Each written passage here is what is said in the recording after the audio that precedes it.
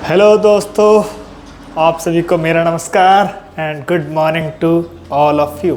चलिए, आज का क्लास मैं कुछ नया लेकर आया हूँ, वो भी कंपटीशन के स्टूडेंट्स को जो अपना समय पूरा का पूरा कॉम्पिटिटिव एग्ज़ाम में लगा रहे हैं, उन सभी छात्रों के लिए। क्लियर है? तो चलिए, आज का क्लास जो मैं आपके लिए उपलब्ध कराऊंगा वो है ब्लड रिलेशन। क्या है? ब्लड रिलेशन मतलब कि रक्त संबंध।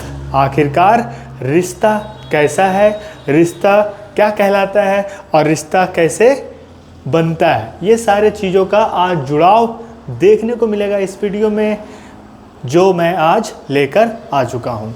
अगर आप हमारे YouTube चैनल पर फर्स्ट टाइम विजिट कर रहे हैं तो पहले हमारे चैनल को सब्सक्राइब करें और हमारे साथ हमेशा के लिए जुड़ जाएं, जिससे मैं अनेक प्रकार के वीडियो आपके लिए उपलब्ध करा पाऊँ और आप उस वीडियो से कुछ सीख पाएँ।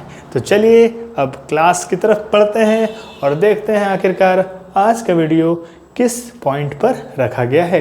तो पॉइंट मैंने बताया ब्लड रिलेशन। क्या बताया? ब्लड रिलेशन, हिंदी रक्त संबंध, जिसमें हमें रिश्तों के बारे में जानना है। मतलब कि कौन किसका किस प्रकार से कौन से रिश्ते से संबंध रखता है।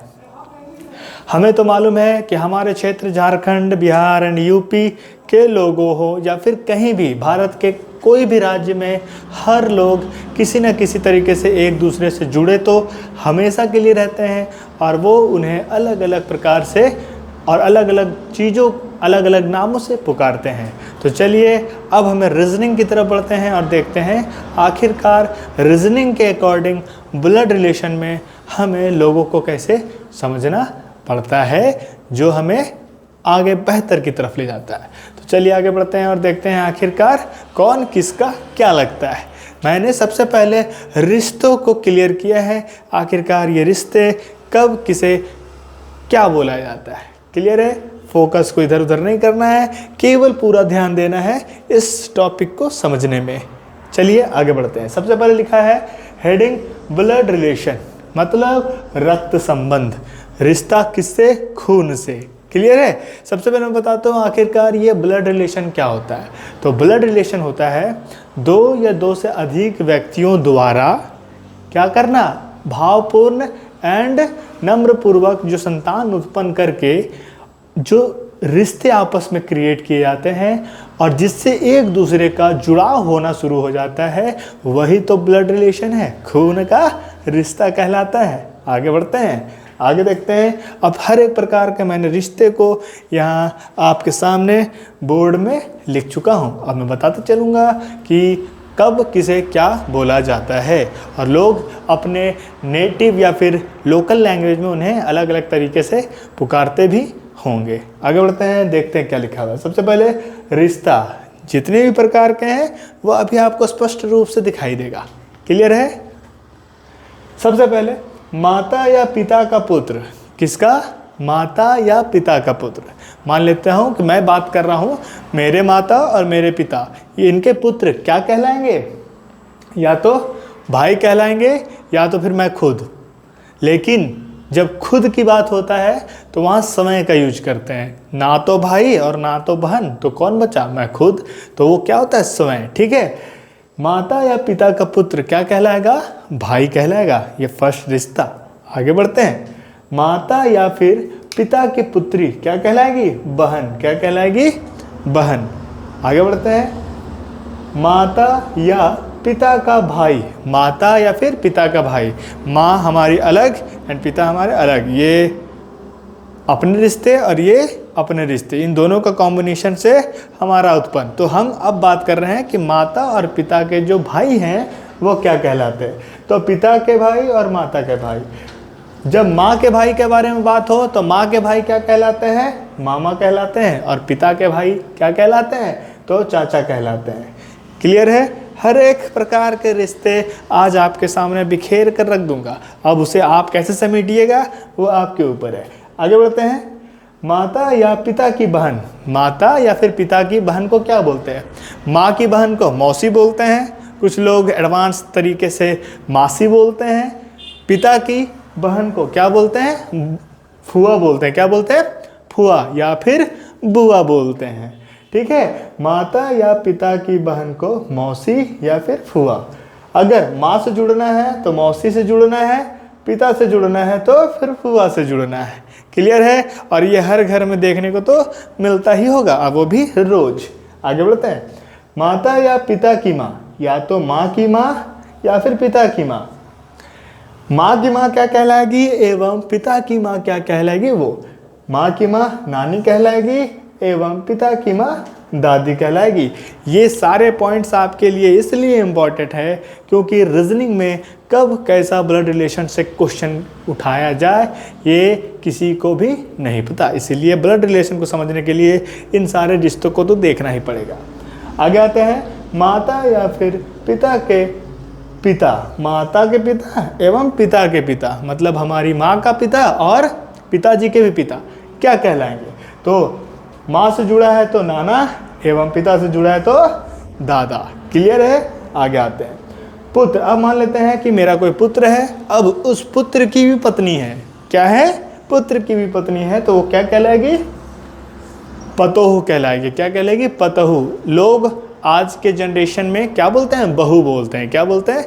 बहू, लेकिन यहाँ लिखे क्या है? पतोहू। ठीक है, जो नॉर्मल गाँव में और अधिकतर सारे जगहों में पतोहू का ही इस्तेमाल किया जाता है लोगों को, मतलब पुत्र की पत्नी को बुलाने के लिए। आगे है पुत्री का पति। किसका? पुत्री का पति, मतलब मेरी बेटी है, उसका जो पति है वो उसको क्या कह के बुलाते हैं? तो उसको क्या कह के बुलाते हैं? दामाद। क्या बोलते हैं उसको? दामाद बोलकर बुलाते हैं। अब आते हैं पति और पत्नी। कौन? एक पति और पत्नी है, उसका भाई, चाहे पति का भाई या तो पत्नी का भाई। जैसे एक लड़की है, उसका पति, या फिर मैं लड़का हूँ, मेरी पत्नी।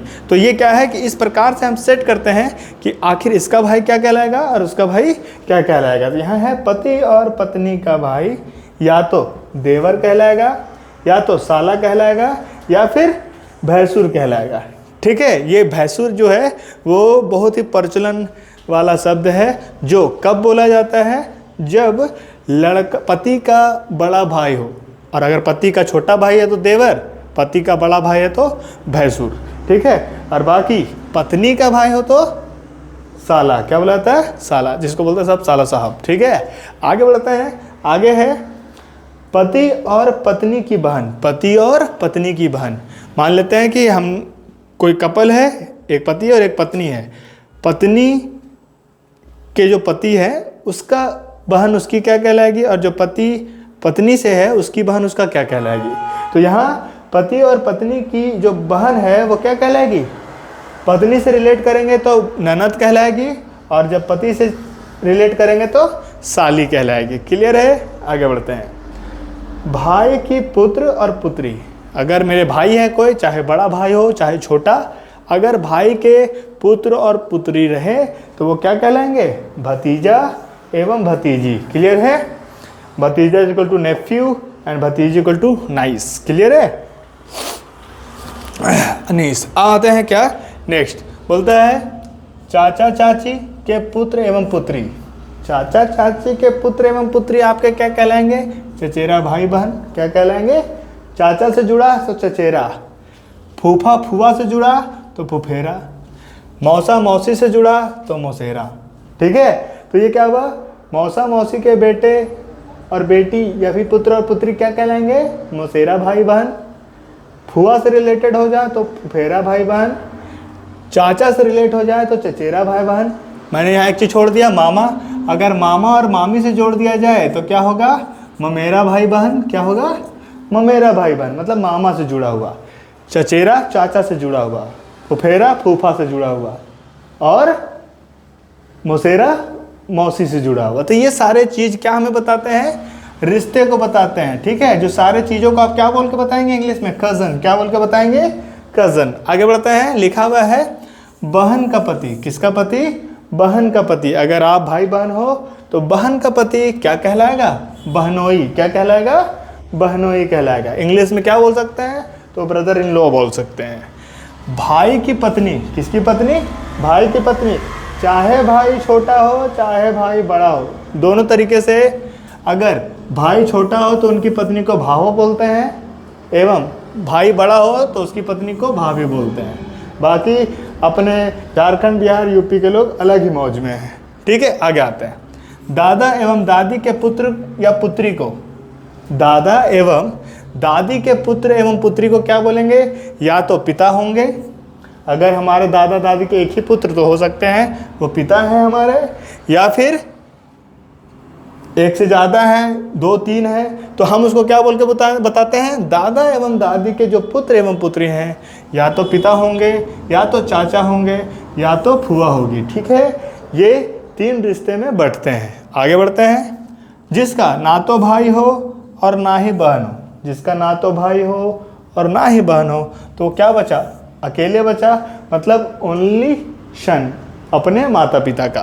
तो वो समय को डिस्क्राइब करेगा, किसको करेगा? खुद को।